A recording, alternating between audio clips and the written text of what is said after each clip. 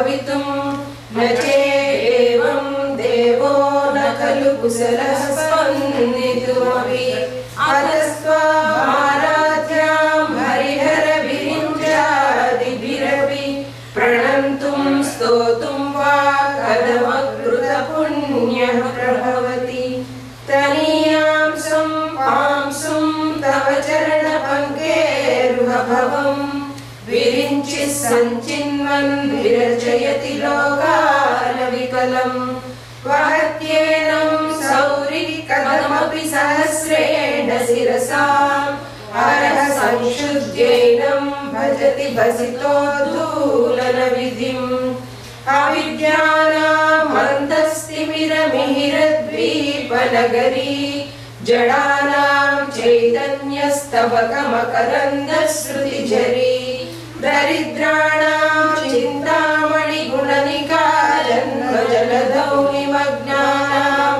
दंष्ट्रामुररिपुवराहस्य भवति त्वदन्यः पाणिभ्यामभयवरदो दैवतगणः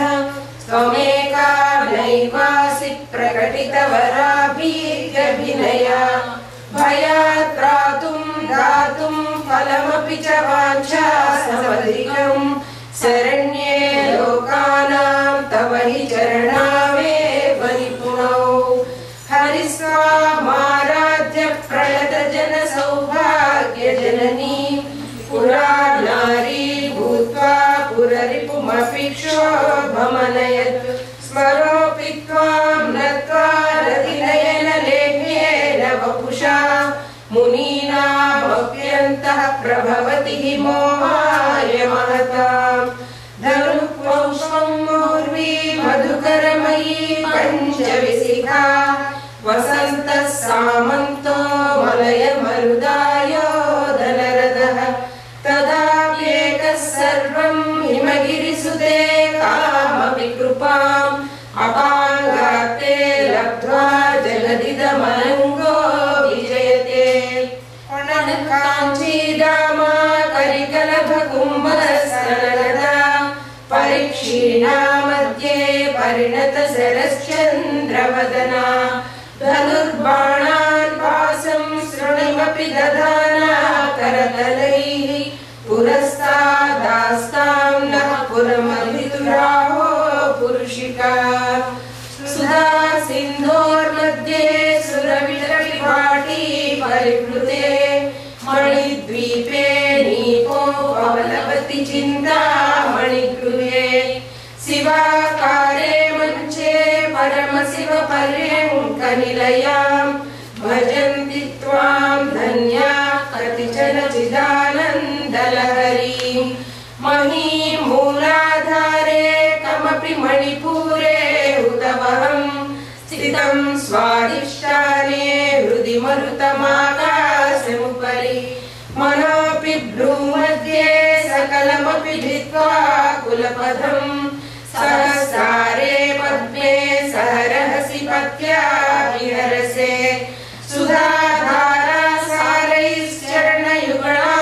सुधाधारासारैश्चरणयुगणान्तर्विगलितैः प्रपञ्चं सिञ्चन्ति पुनरपि रसाम्नायमहसः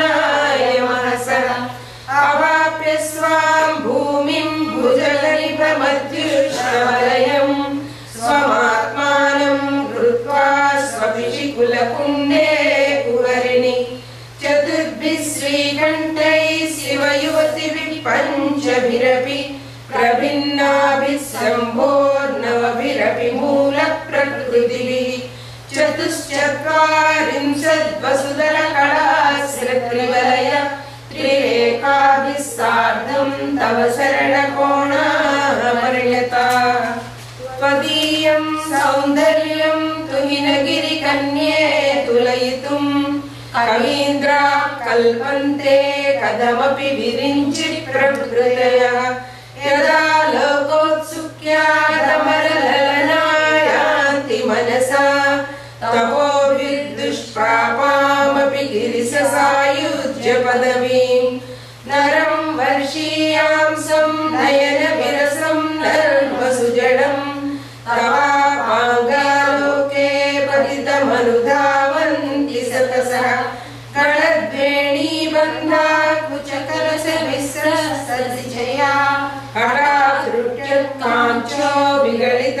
अनुकूला युवतयः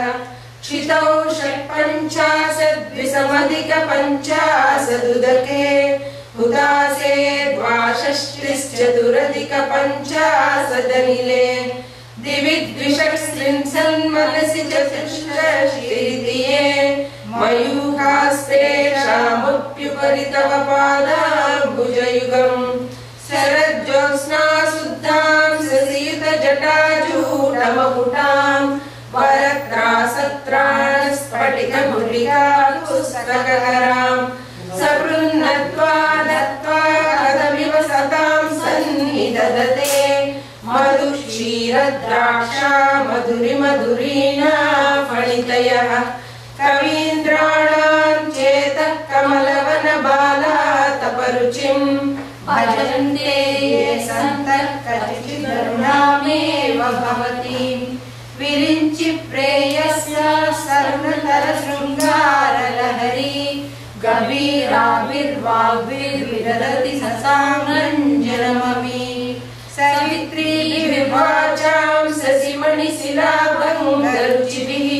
वसिन्याद्या विश्वां सहजननि सञ्चिन्तयति यः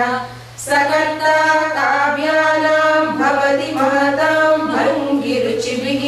वचोभिर्वाग्देवी वदनकमलामोदमधुरैः तरुच्छायाभिस्ते तरुणतरणिश्रीसरणिभिः दिवं सर्वामुर्वी वरुणिमनिमग्नां स्मरति यः भवन्त्यस्य त्रस्यध्वनहरिणशालीननयना सहोदस्या वस्या कटिकटिनगीर्वाणगणिका मुखं बिन्दुं कृत्वा कुचयुगमदस्तस्य तदधो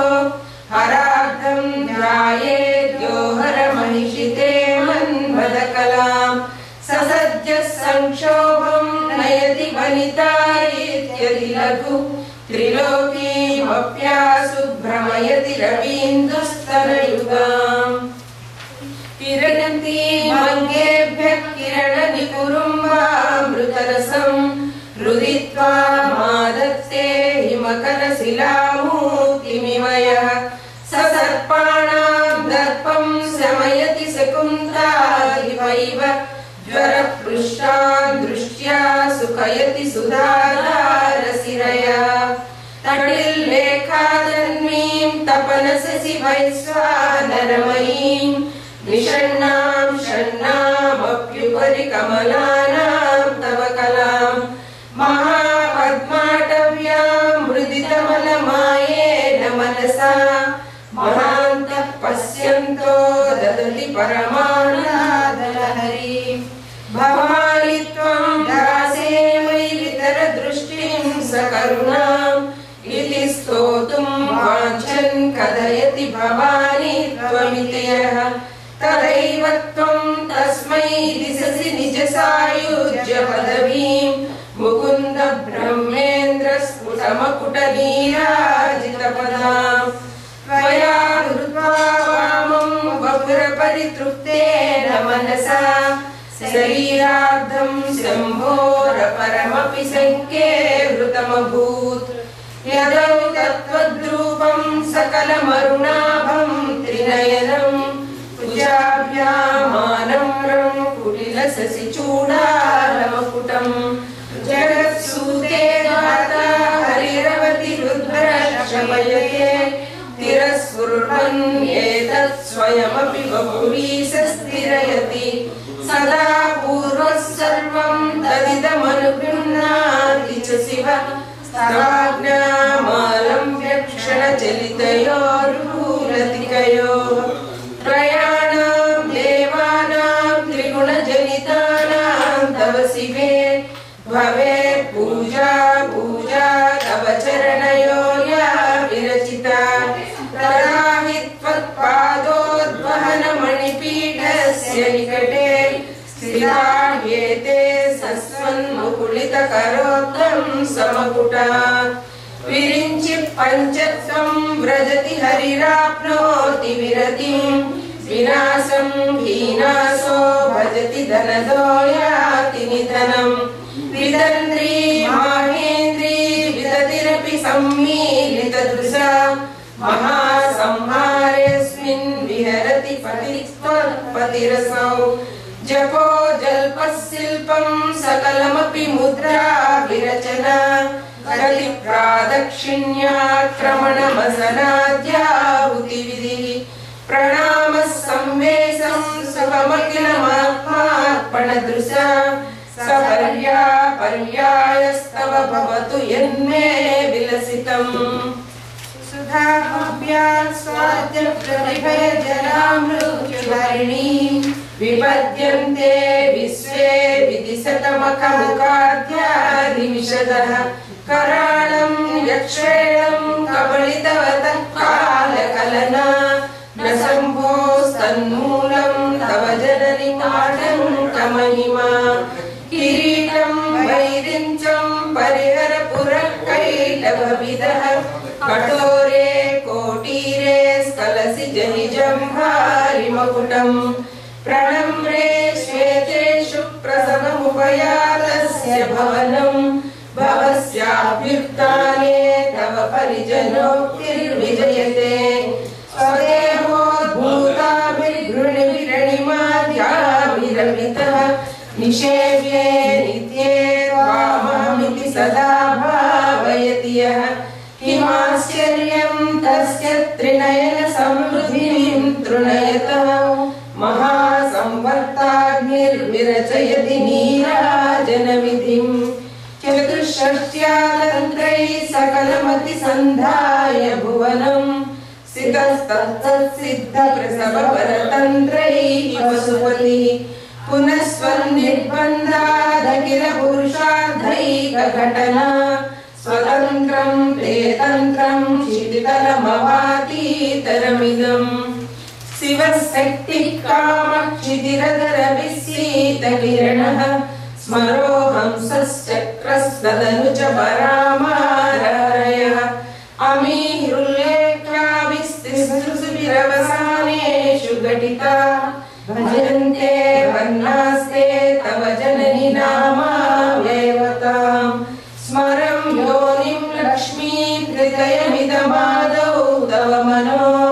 निदायैके नित्ये निरवधि महाभोगरसिका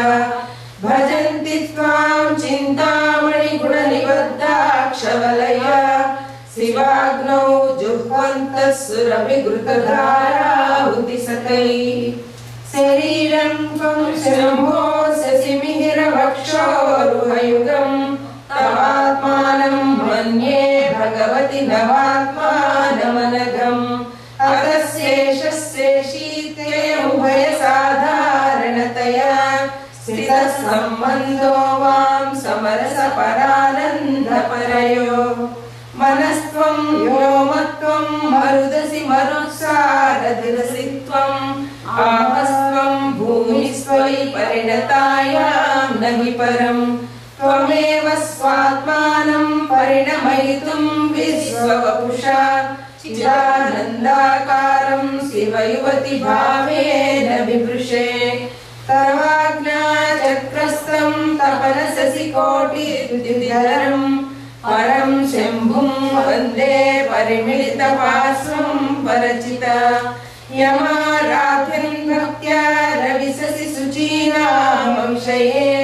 निरालोके लोके निवसति हि बालोकभुवने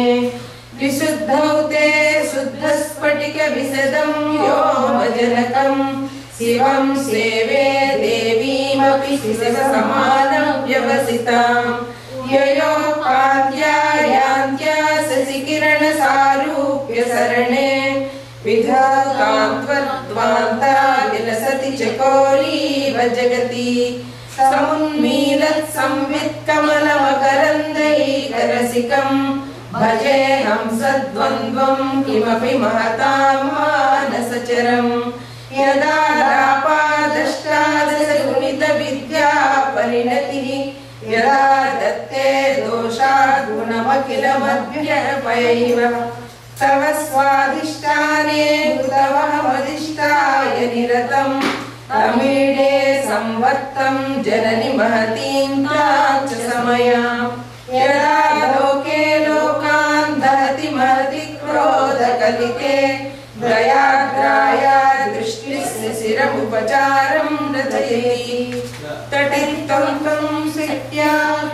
परिपन्थि स्फुरणया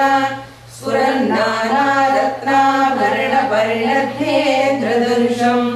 तव श्यामं मेघं कमपि मणिपूरैकशरणं निषेवे वर्षन्तं हरमिहिरतप्तं त्रिभुवनं तवाधारे मूले सह समयया लास्य परया नवात्मानं मन्ये रवरसमहाताण्डवनटम् उभाभ्यामेताभ्यामुदयमितिमुद्गस्य दयया सनादाभ्याभ्यङ्गे जनक जननीमज्जगदिदम् इति श्री सौन्दर्यलहर्याम् आनन्दलहराख्य प्रथमो भागः समाप्तः।